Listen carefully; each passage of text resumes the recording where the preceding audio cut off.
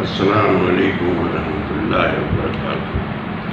عظمت ولی عرض کر رہا ہوں. Friends of Pakistan, it is for my youngsters, youth and educated graduates, engineers, doctors. Those are who don't have any jobs in Karachi. I have to, میں تھوڑا سا شروع کرتا ہوں اس بات پر. کراچی کسی طرح ہمیں سیو کرنا ہے. اینڈ آئی سے save Karachi, save Pakistan, and it is my subject. اور اس کے لیے میں بھی آپ کو تھوڑا سا بیک گراؤنڈ آپ کے لیے ضروری ہے, اس کو آپ کو پیش کرتا ہوں. اور آپ غور سے تھوڑا سنیے گا کہ اگر کراچی میں اس وقت جو حالات ہیں, اگر یہ کہیں پہلے جیسے اگر حالات ہوتے تو یہاں پر تو یہ عمران خان صاحب کو آنے ہی نہیں دیا جاتا. لیکن عمران خان ہمارے جو پرائم منسٹر, ایک آنیسٹ اور سچا اور ایماندار آدمی جو سب کو سزا بھی دے رہا ہے, سارے اچھے کام بھی کر رہے ہیں, اس کے علاوہ دنیا میں انہوں نے اپنی ایک مقام بنایا ہوا ہے. اس کے ساتھ ان لوگوں کی بڑی پرابلمس ہو گئی ہیں, تکلیفیں بڑھ گئی ہیں, and they are very much in trouble.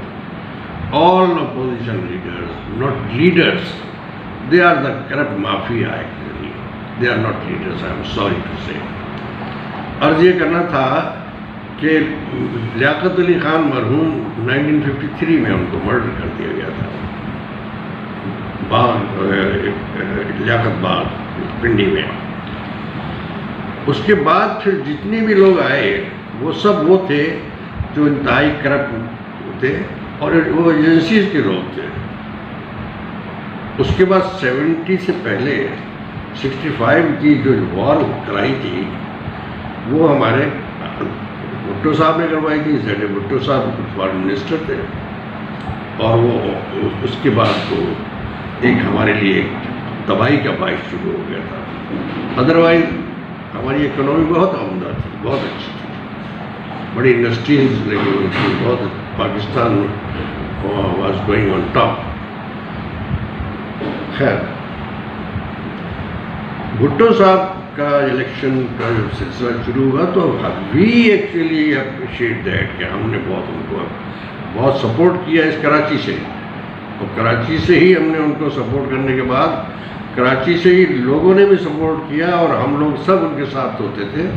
اور جتنی پارٹیاں تھیں وہ ساری پارٹیاں جو تھیں وہ پیچھے رہ گئی تھی, اور ہم نے ان کو وہ الیکشنز میں کامیابی کے لیے بہتر سے بہتر جو کچھ بھی یہاں سے ہوا وہ, اور اس کے علاوہ جو پنجاب سے, سندھ سے اور پشاور سے جن لوگوں نے حصہ لیا ان میں ان کے نام میں لیتا ہوں, ٹائم لیتا ہوں, میں لگے گا کافی.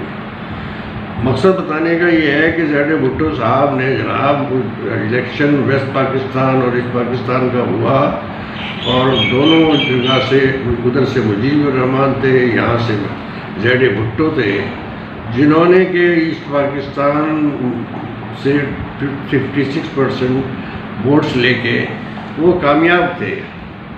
مجیب الرحمان بھٹو صاحب یہاں سے ان کو نہیں جیت سکے, اور اس کے بعد پھر ان کو باقاعدہ وہاں بلایا گیا, اسمبلی آئیے, اٹینڈ کیے, انویٹیشن ملا ان کو مجیب الرحمان کی طرف سے, اور وہ نہیں گئے. اس لیے نہیں گئے, انہوں نے کہا کہ بھائی ایسا کرو, تم ادھر ہم ادھر, تو اپنے وہاں جیت گئے ہو, تم پرائم منسٹر بن جاؤ, میں یہاں پر پرائم منسٹر بن جاؤں گا, آپ آرام سے بیٹھ جاؤ. میرا سوال یہ ہے کہ یہ تو اللیگل پرائم منسٹر بن گئے, اور وہ ہمارے یحییٰ خان صاحب جو آرمی کے جنرل بھی تھے, پریزیڈنٹ بھی تھے, وہ کیا کر رہے تھے؟ اس کا مطلب ہے مائٹ از رائٹ.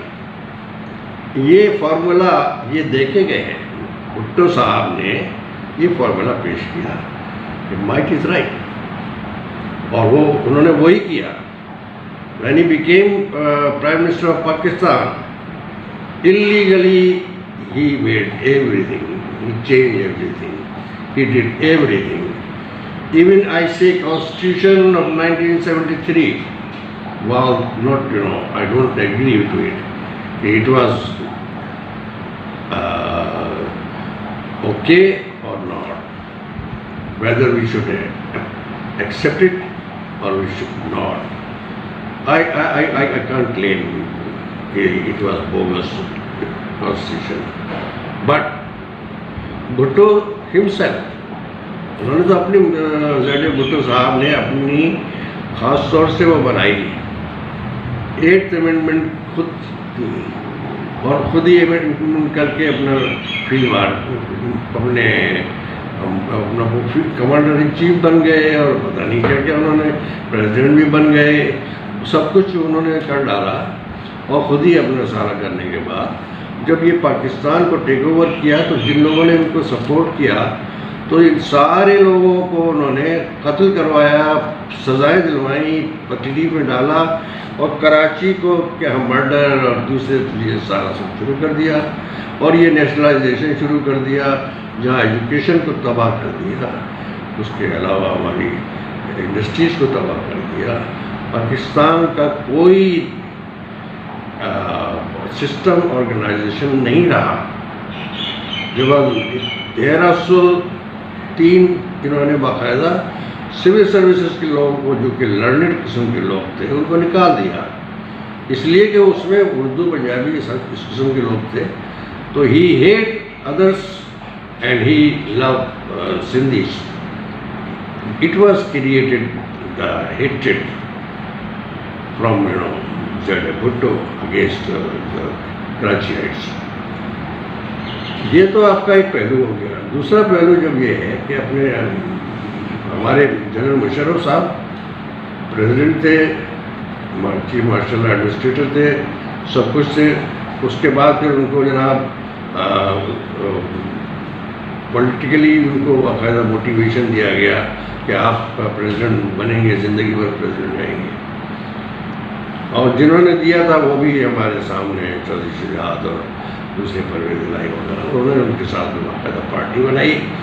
और उसके बाद फिर जो हालात हुए हैं, उन हालात में ये बड़ी तकलीफ दे बात थी कि ये इन्होंने NRO उनसे लेने के लिए अपने टैक्टिक्स, और ये माशाल्लाह बड़े काबिल आदमी हैं अपने ज़रदारी साहब, बहुत ही आला किस्म के सियासतदान हैं। इन जैसा सियासतदान शैतान ही बन सकता है, इससे और दूसरा कोई सियासतदान नहीं बन सकता।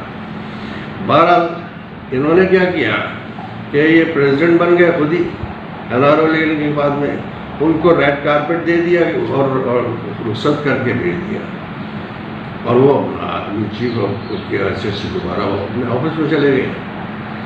ये इनके साथ होने के बाद फिर NRO के बाद तो फिर वो तो पूरे वो बन गए प्रेसिडेंट, और ऑटोमेटिकली प्रेसिडेंट खुद ही बन गए।